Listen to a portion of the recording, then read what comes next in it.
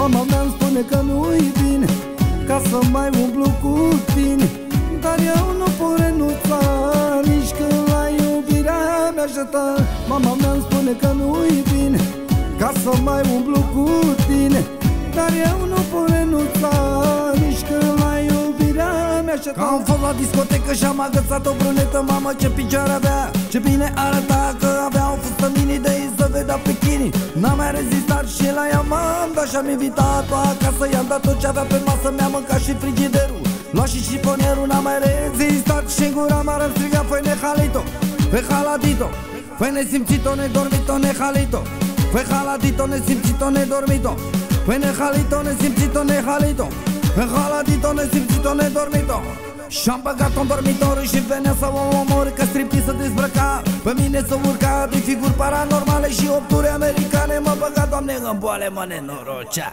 Hai dă jos tricou ca să-ți văd după o pou, stai cu dimineața dacă nu-ți sparg fața. Nimic nu vorbești de capul mă dilești, vreau să fac amor chiar în coridor. Urcă-te pe mine, freacă-te mai bine de motoare verticale, de-alea supranaturale. Ia mai stai un pic, sărută-mă în buric și mai jos cât un pic mai nenorocit. La marginea patului Carolina, wow! Plăcerea bărbatului Carolina, wow! La marginea patului Carolina, plăcerea bărbatului Carolina. Și unul pentru bani, doi pentru show, trei pentru Bobby care mișcă din popo. Unul pentru bani, doi pentru show, trei pentru Bobby care mișcă din popo. Hai dă jos tricou ca să-ți văd după o pou, stai cu dimineața dacă nu-ți sparg fața. Nimic nu vorbești de capul mă dilești, vreau să fac amor chiar în coridor.